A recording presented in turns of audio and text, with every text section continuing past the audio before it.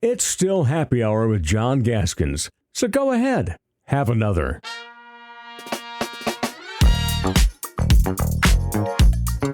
So what you're saying is kids don't always pick the schools that are offering the most money? Yeah. It sounds crazy, I know. It sounds crazy, I know, but it's true. Okay. But every school that's going after these big fish are offering them, it's just like the scholarship days, which we still live in as well. There are scholarships. We'll remind people of that. But, I had two boys who played football, and, we, after a recruiting visit to a school, you sit down with the head coach on Sunday morning before you're about to leave town, and the coach will tell, in this case, it's Division II, so it's a head coach.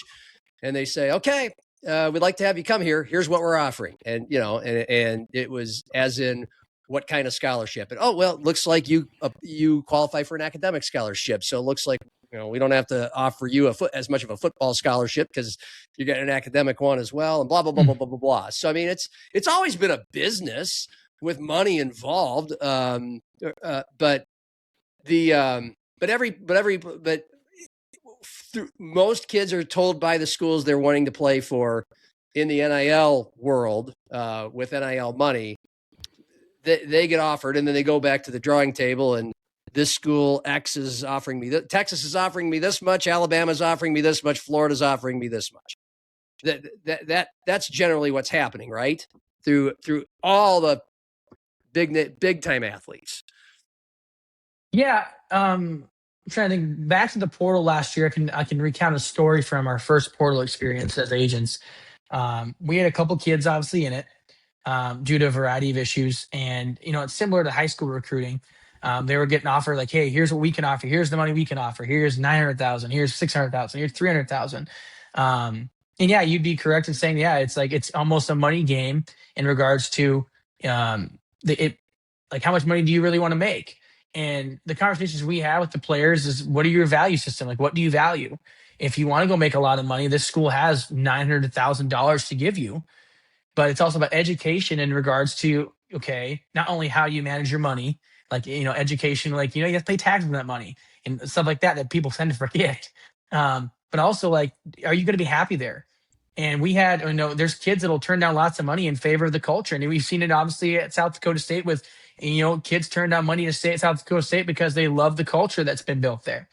And, kids at Augustana under Coach Olszewski that have turned down leaving to stay with Coach OJ because they love the culture there.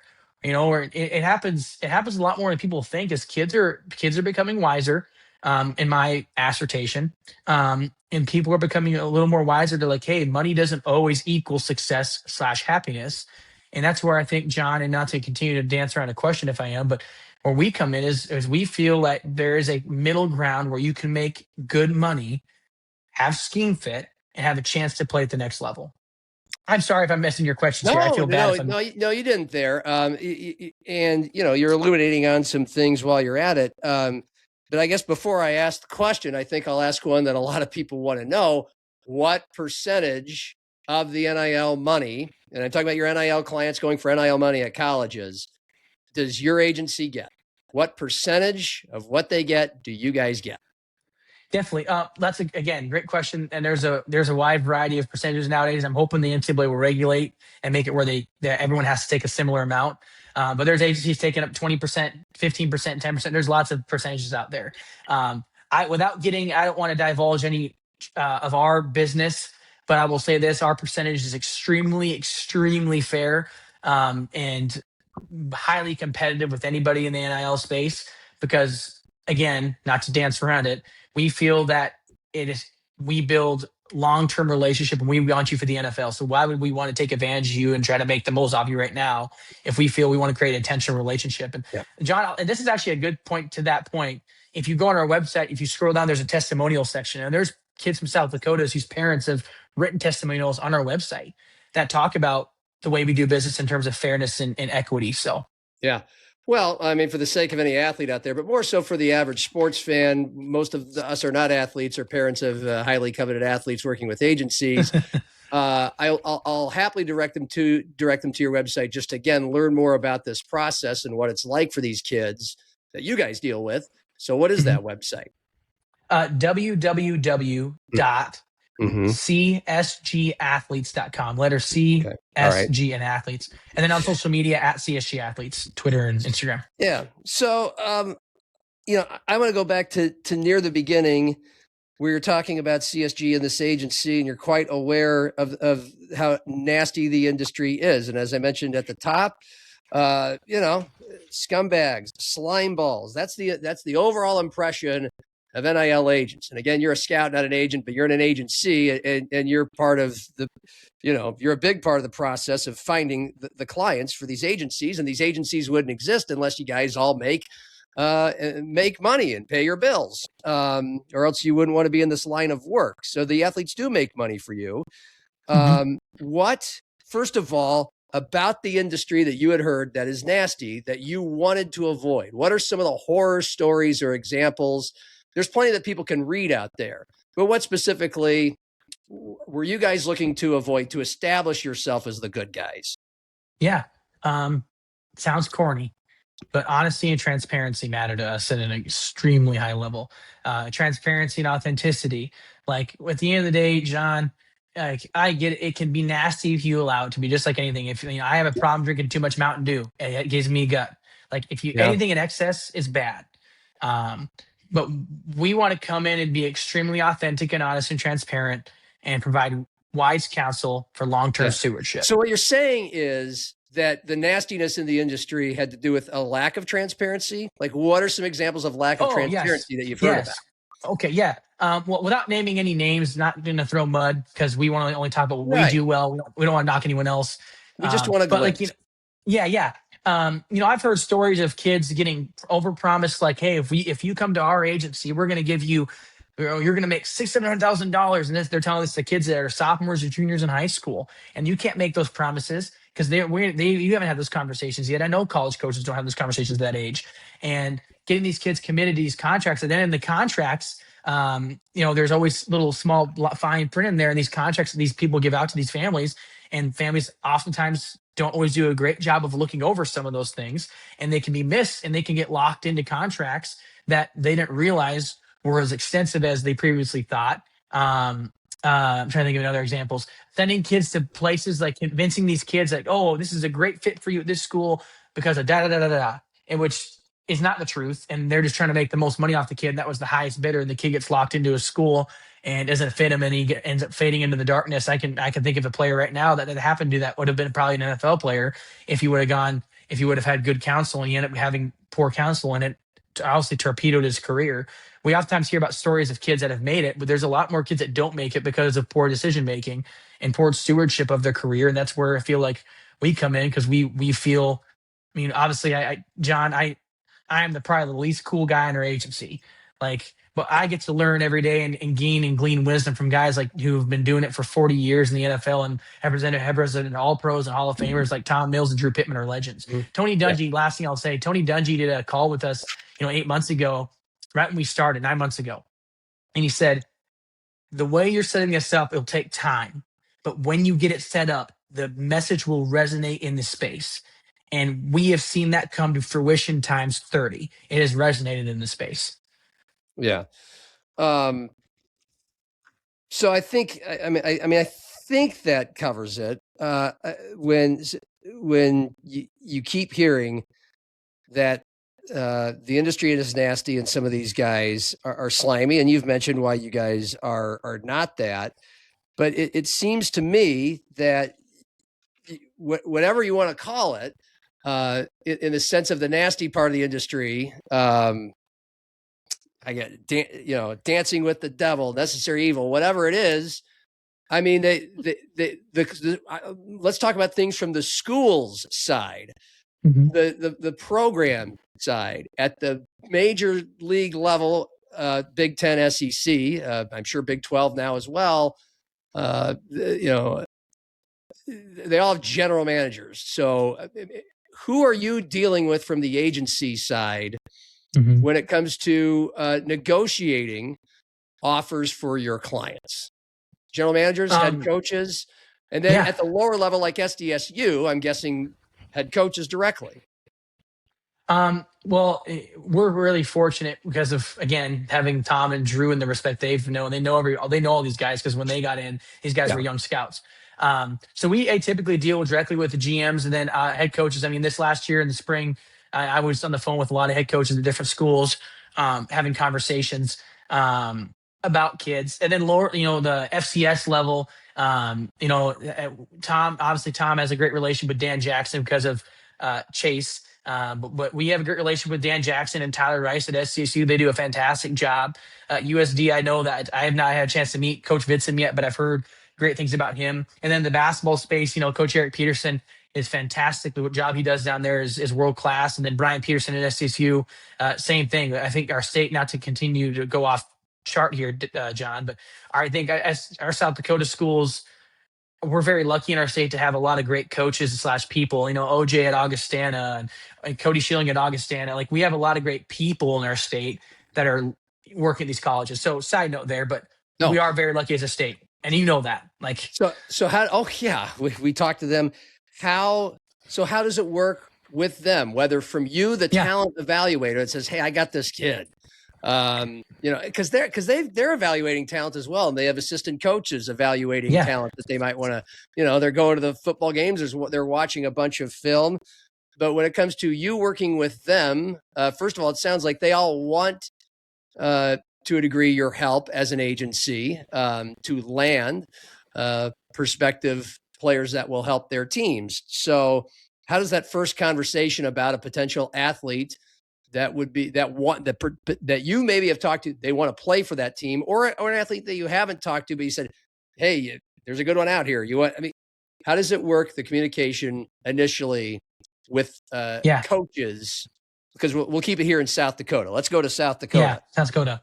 Well, first thing I'll say, my bad. Go ahead. My bad, John. Nope. I cut myself off. What's the process like in dealing with coaches on their end with the agency? Well, I just first say I scout for our agency. So, like, I think if the schools do a good enough job, they don't need my help unless there's a really under the radar player that I say, hey, you should take a look at this kid. Yeah. But like, if we represent a player for that university, atypically we'll reach out to, when that negotiation time comes, we'll reach out to obviously the family and the player first, say, hey, what would you like out of this deal? And then we go to the university, the GM or the head coach, say, hey, here's what they're looking for. Here's what we're looking for. What does this look like for you? And then kind of find a middle ground. Does that answer? That's a pretty boring answer, but does that answer? No, it's fine. It's how often will they call you guys and say, hey, do you got anybody? Or what do you think of this player? Or do you know what kind of value this price tag this player may demand from us at this level, at SDSU, USD, et cetera? Depends on the relationship. Like, obviously, I mean, it depends on the trust. Like, if a coach has, at any level, not in South Dakota, any place, if the coach has a relationship with us, they know they can trust us because we're not going to go blab. They'll call and say, hey, what do you think of this player? Or what are your thoughts on the value of this position? But then, no, obviously, that's not all schools, though. Some schools are really tight to the vest with certain with everything, just because they're a little more cautious. Okay. What kind of, nobody wants to talk about the thing that fans want to know most about, which is dollar value of NIL deals, particularly of the ones that we know best around here. And I understand that everybody's very protective of that. But you've already said the average NIL deal for an athlete, just a big ball of wax all over the country, is $600. And you've mentioned kind of the things that are attached to that. But again, more typically for a South Dakota kid, I know the dollar amount, there's differences, but what do they get themselves into if they're a high NIL athlete for that school here locally? Well, I mean, you talk about deals outside of their revenue share. You're talking just the deals like the brands with the, okay. Yes. Yeah. To be honest, your agency, cut those deals? Yeah. Yeah. To be honest, I don't want to talk too much about this because it is privacy to the player, but I would say, with the high level players in our state, whether it's at USD or SDSU or whomever, there could be money made if they do a really good job in marketing the brand.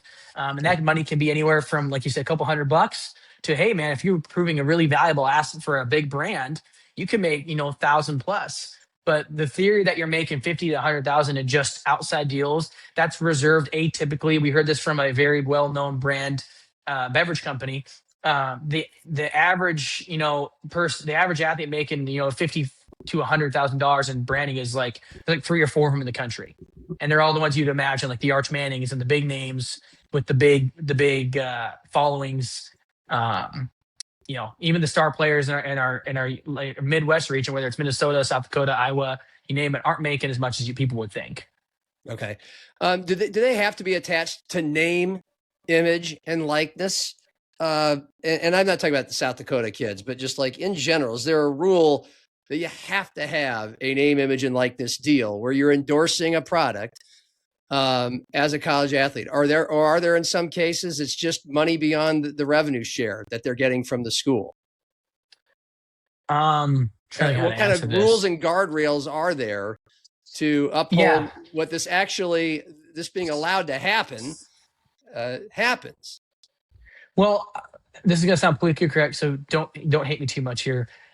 From my knowledge and what I know, when we go through that process of identifying deals, our first thing we do is we go to what are the NCAA rules in this, what are the schools' rules in this, because we don't want to have any problems with eligibility or stuff like that, and we want to follow the rules to the dot. And so I typically, like whether it's a Big Ten school, SEC school, Pac-12, or Missouri Valley Summit League school, is we want to work in coordination with their compliance to make sure that the deals that we bring to the table for the player are marching all that. And obviously there used to be a thing called NIL Go. You filled out, like once a player got a deal, you filled out the deal online if it was below a certain amount of money. I don't know. I think that system may be going away. I don't know for sure, but that was the reporting system. Okay. Because again, I think the average fan, this is a lot. But before we talk to you, a lot of this is over their head. What does it mean? Do they need an NIL agency to have an endorsement deal that is truly name, image, and likeness? I'll use an example, and you can tell me what you know about this. You go into a Casey's gas station, you might see a big cardboard cutout of Chase Mason, hawking Dr. Pepper. Okay, so we all see that, we all know it. Dr. Pepper. So obviously he has a deal with Dr. Pepper. That deal or any deal where it's clear, like Maya Sellen, she's a few years back is promoting a local, I think, assisted living home. Mm-hmm. Okay, so obviously they're getting paid by these companies to do these endorsements, which they used to not legally be able to do, which is something many people were crying for them to be able to do because they carry value as college athletes and they should make some money off of their accomplishments and whatever companies feel they are worth. Now I'm babbling, but you see where I'm going here. Do they need an agency to strike those? How often is an agency involved in striking those deals? Or do companies like, say, Dr. Pepper or an assisted living home just ring up these kids, and they can do it on their own? So atypically, agencies can sign, like when you have a contract with a player, it could be where you're exclusive representatives of your NIL or non-exclusive, and that means the school can help. And usually the schools have done a pretty good job. Like, speaking from what I know of, I know Dan Jackson at South Dakota State and the SEC has done a good job of like helping their players and making sure that their players have opportunity with their collector or with any schools. I mean, every big school has collectives that they help players find brand deals to bring to them. And I think a lot of schools do a really good job of that. But I would say in regards to what we do, I think it's very valuable to have an agency that helps ascertain these deals because the legalities of it, we can go through all the contracts, read through everything, make sure fine tooth comb it. And then also we can, with our marketing team, which I think is the best in America, not trying to be exaggeratory. It's legit. They have contacts with, the big brands, Nike, Adidas, Gatorade, Chipotle, and they can make one email, one phone call, say, hey, are you interested in this player? And if they are, we can work through negotiation of, okay, what the benefit is. And I'll give you an example. We have a couple of players right now that I've been spending an extraneous amount of time on to get deals with a brand and with a chain, a business chain, a big name business. And there's not a whole lot of there's no money being exchanged right now. It's just product or business service. But it's with the goal of saying with all these players, it's like, hey, if you do a really good job of this, there's benefit long term. But it's about building relationship and showing them value. You provide value, and I really do think, John, and you can appreciate this. Your dad, it's helping young people understand, like, do a service, get a service. But if you don't do your part of the service, why would they give you a service? And I think it's a life skill to be able to have and help conducive to building how to have conversations, how to carry conversation, and to market yourself. Thank you. Let's go back to the process. We've talked about the process of kids deciding on NIL agencies, deciding on schools, how that's all linked, how it happens, the first school the kids go to.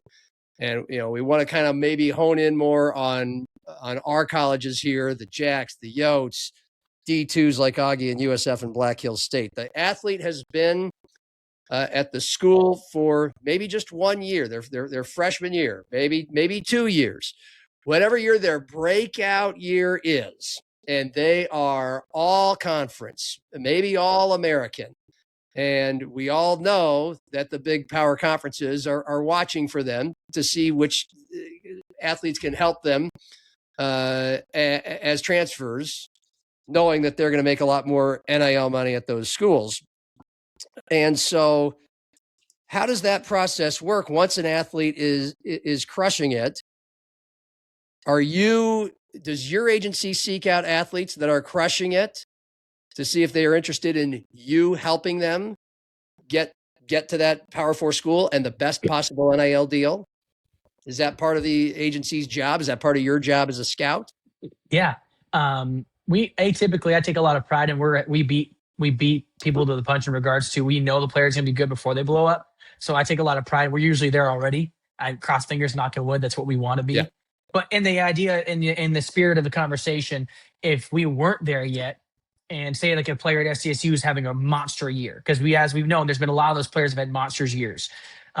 We want to be respectful of, okay, if they're in the middle of the season, I know and here's the thing, John, we know that there's other agencies reaching out to these kids behind the coaches' backs or whatever, and they're going to these kids and they're talking to them, promising things. We know that's happening, and we know that we don't want to get in that trough with doing that if we can avoid it. We want to go the proper way, the proper channels, and that goes to having a conversation and working in coordination with the player's parents, the player, and even potentially the coaches, saying, hey, we're really interested in representing your player for long term, but we also want to protect your player. Because say, for example, he has a breakout year at SDSU or USD or whatever, but he's even just because they had a breakout year they may not A, be ready to go up to the next level, contrary to popular belief, or B, if you have 1 year left and you're at SDSU still, or USD or whatever, and you have a chance to go play in the NFL, and we're hearing feedback from NFL teams saying, hey, like, we view him very highly right now.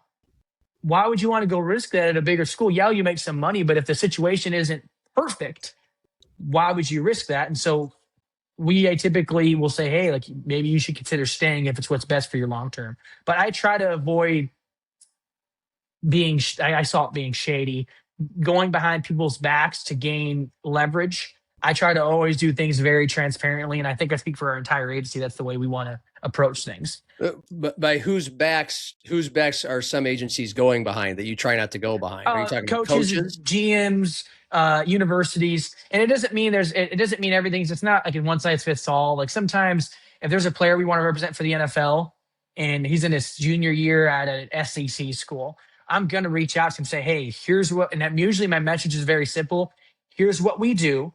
Here's who our client list is. Here's our vision for you. We're not here for just making money off you right now. We really believe you're an NFL player. We want to get you for the long term and work in coordination with you and your family and your coaches to make sure you're in the best position to play professionally. Okay. But you do some of them are already your clients, but you say your agency does sometimes go after guys or gals who aren't clients that, Mm-hmm. Yeah, you see great potential, great financial potential at the next level for. Agencies do that. Playing potential too. Yeah, I know. Yeah, definitely. 100%. Okay. Because if that's the case, then again, we're having a conversation with the perception of the industry as a whole is that maybe translated, it's completely legal. You can do that. But it's part of the problem. It's part of the problem of the constant portal jumping in, portal jumping out of what it has become. The consternation of Jackrabbit and Coyote fans that that at least in basketball, they don't get to enjoy a great player usually for more than one season. Football, sometimes more. But you're allowed to go after them. They're allowed to go after their dreams. We've already stated many times, some players do want that more money and a bigger school from where they've started in South Dakota, and some choose to stay because of the culture. Chase Mason would be the leading example of that. But once the ball gets rolling, then how does that work? You're now okay. Well, I got a team for you. Does the agent or the agency use its connections with the big boy schools? What part does an agency play in the school that again, we're saying a South Dakota college athlete may end up transferring to for a lot of money? So you're saying, in hypothetical, if we were to have a player from South Dakota, a South Dakota athlete that wanted to leave, yes, what would be our role in it, correct? Okay. Well, if the player wanted to leave and it was agreed upon within the family and the structure of the system that, hey, I want to go to a different school, obviously there'd be a lot of conversation that would go into that. It wouldn't just be willy-nilly for us. We want to make sure everything's done the right way. Well, then we'd ascertain, okay, what schools are the best fit for said player? Like, hey, is this school fit? Like, and we got to throw money out the equation. Like right now, the money doesn't matter. It's about what school is the best fit for you spiritually, physically, mentally, culturally, and gives you the best possible shot to have success on the field or on the court there. And then after that conversation's had, and it goes, okay, what schools are available out there for that same exact cause? And does the money match and make it worth it? And atypically, I think if you do it in that realm, it makes the window it makes the options come down to a very small portion, because you get to weed out all the bad faith actors. And for us, we haven't had a South Dakota athlete leave from our state, so I can't speak because all of our kids have stayed at their schools in South Dakota. Chase didn't leave; he stayed loyal to South Dakota State. Okay, Joe's loyal to South Dakota State. But like, I think to the South Dakota kids you're talking about, the one thing I've seen, universally with all those kids, whether they're at Iowa State or whether they're at South Dakota State or at Nebraska with Ashland or Brindley with going to be at Nebraska, is, and this is going to sound politically correct, so forgive me, they all are extremely loyal. Like, they've been raised right where they're extremely loyal and big picture oriented. And that goes to a kudos to their families for doing that. And I'm not trying to be politically correct. I mean that. It's been impressive. Like, really, really cool. So, okay. I mean, did you work with any, or your agency work with any South Dakota State football players who eventually transferred to Washington State and helped them with their deals there?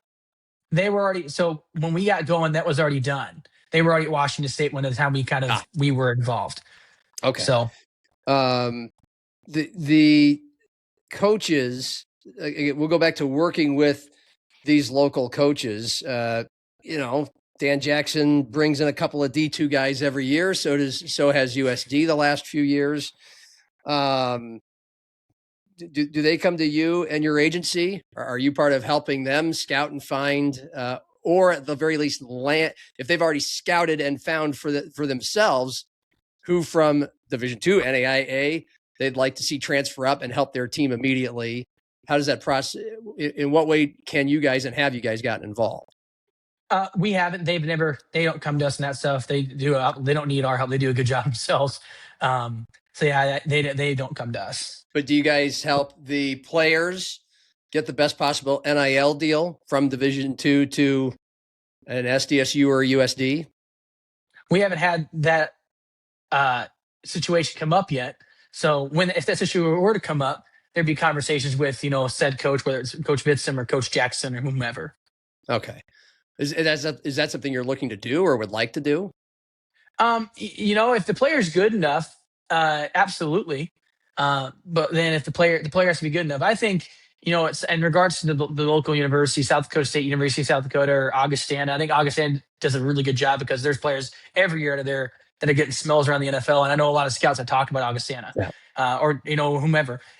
They do a good job of developing the kids at their schools. I know it sounds really corny, but they do. So there's kids that always have a chance. One or two of them always have a chance every year, whether they're Yeah. UDFAs or late round picks. And so our NFL guys, when our agency, Tom, Matt, and Drew do a good job of having conversations with, like a Coach Jackson about, hey, is there a player? There's a player we're interested in here. Would we love to have a meeting with them if that conversation were to have happen? Yeah. I'm thinking of like the Griffin Wildes and Evan Bernsteins of the world, or most recently LJ Phillips, South Dakota to Iowa, the lineman Joe Cotton from USD to Cincinnati. I'm not asking you to address those situations. Those weren't your clients, but maybe you know how all of this works. Again, we're trying to give fans an idea of how this works. In general, they have schools contact them because they're making a lot of noise, and it's not hard for them to find when they're, again, near the top of the statistical charts or being named to the All-Conference and All-America teams. So the schools contact them, I'm guessing, and then once they become interested in the school, I mean, to your knowledge, do kids typically say, "I just want to play for you, and we'll figure out the NIL later"? Again, I'm talking about like FCS guys to Power 4, or is it more so? No, we're trying to go to the highest bidders too, even though there's not quite as much money for those guys as there is for the 4 and 5 stars out of high school. Yeah. Well, yeah, I can't speak for any of those guys as you said, but what I can say to that note, the process is, once the player enters the portal, atypically they have an agent, so the school will reach out to the player. The school will still it's funny, when a player has an agent, the school will oftentimes still reach out to the player first, and the player will atypically say, "Hey, please have this conversation with the agent," and that's when the agent steps in. And I've heard stories of clients that, of kids, I should say, coming from this level that have said, we really like the fit here. We'll worry with the money later. To your point, I've heard that before. And then some kids say, "Hey, I want the biggest bag. I want the most amount of money." And I don't blame them either way. Like some kids, it's a chance to set up their nest egg for life. Yeah. So some cleanup items to head down the track here toward landing the plane. Is there anything legally an NIL agency cannot do? Like an absolute no in this whole process of landing clients, of representing clients in any part of the processes where they get these NIL deals? Man, to be honest, John, I am absolutely sure there is. I can't think of anything off the top of my head because, and I say this again as we play, we're so stringently walking the legal line. We don't even get close to breaking any rules in terms of we're very ethically and morally strong. So I can't even answer that because I'm not even sure of any rules that would be illegal because we don't even get close to that realm. Sure. Sorry. No, that's okay.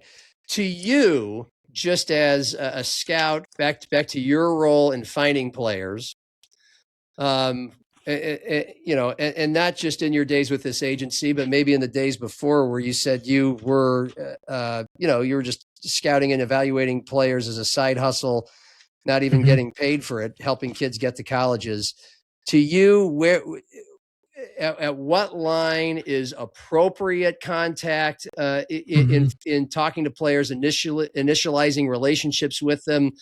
Where's the line of, hey, you've gone too far in trying to get a high schooler or a college kid as a client in the way you contact them and where it goes?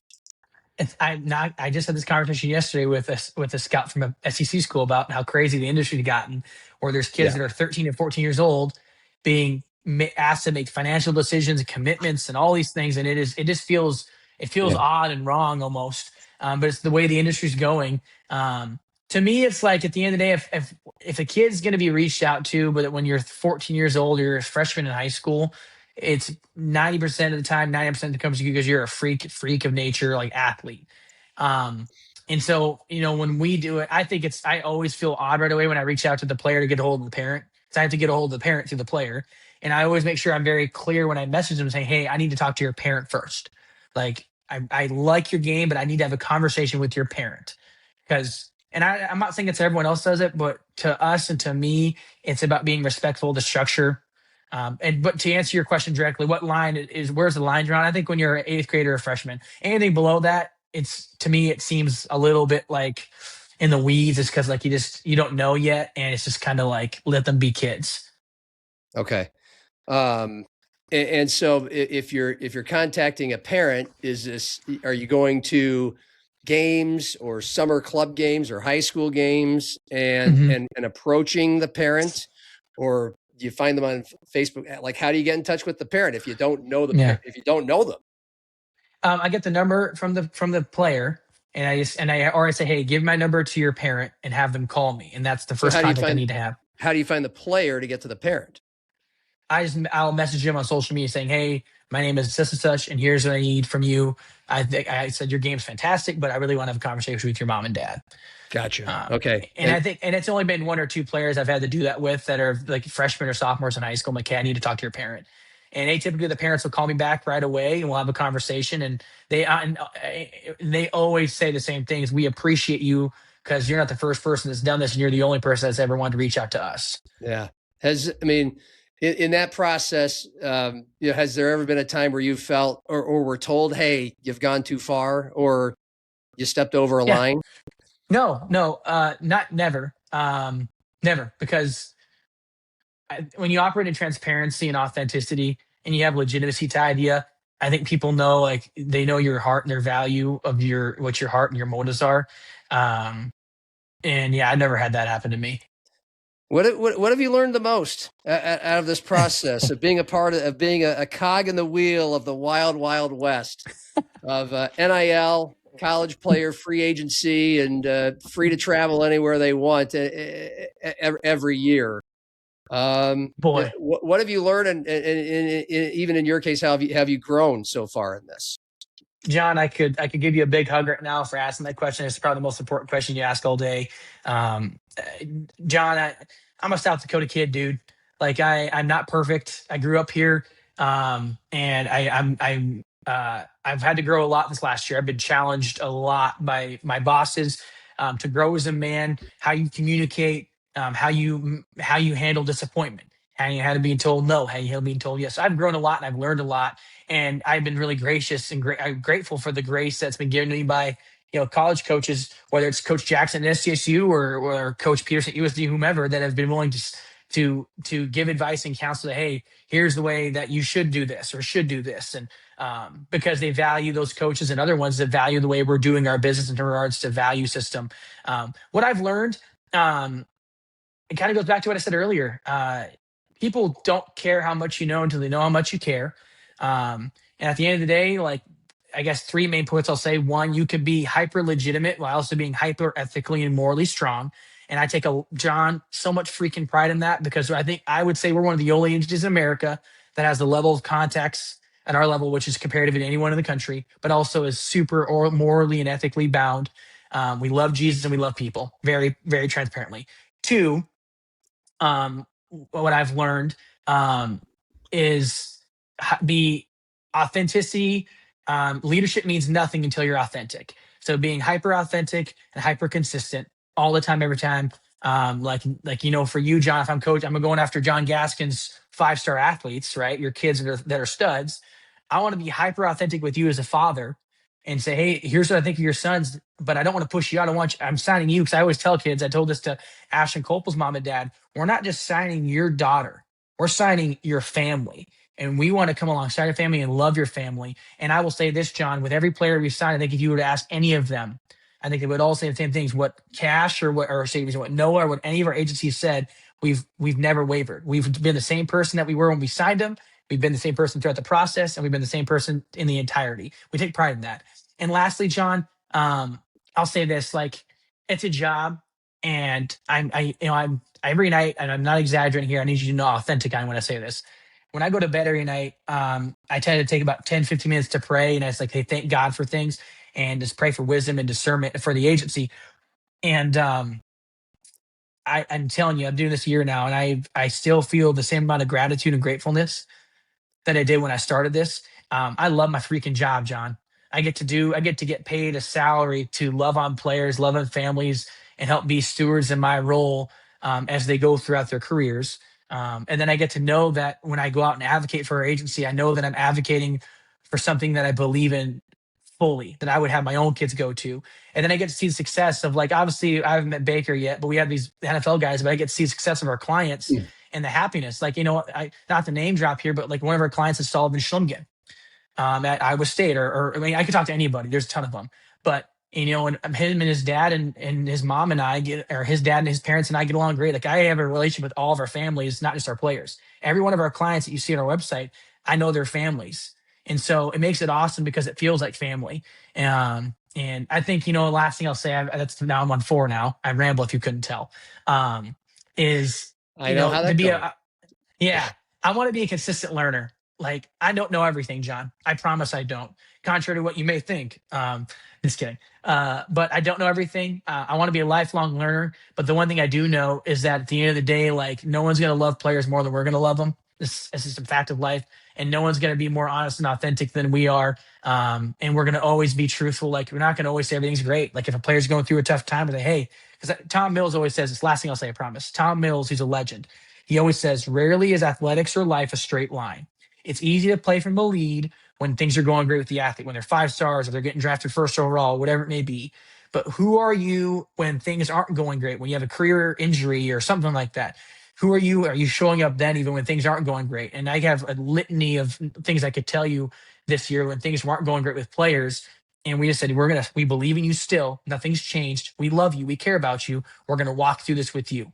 And that to me is much more important because football and basketball are going to end one day. One day players are going to get married, have families, and we want to be with them throughout all of that. It sounds corny. I get it, John. It sounds stupid, but we really believe in that. And I just think we do it at a really high level, and I'm proud that we're from South Dakota.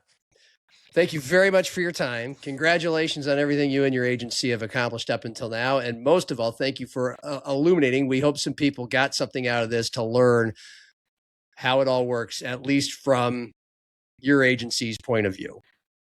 Well, thank you. I know I talk a lot, and I apologize for rambling too much. Nope, you did fine. I love listening to your show and listening to the coaches that come out here. So it was good. And I know we have a lot of mutual friends in the space. And so they all speak really highly of you. And so I was like, this would be an awesome opportunity to be able to advocate to our state about what we're homegrown. We want the best in South Dakota to come with CSG. Glad we did it. Hope people got something out of it. Noah Clair, NIL, Scout, and NFL, and all the above. For video producer Cordell Wright, I'm John Gaskins. Happy hour and cheers.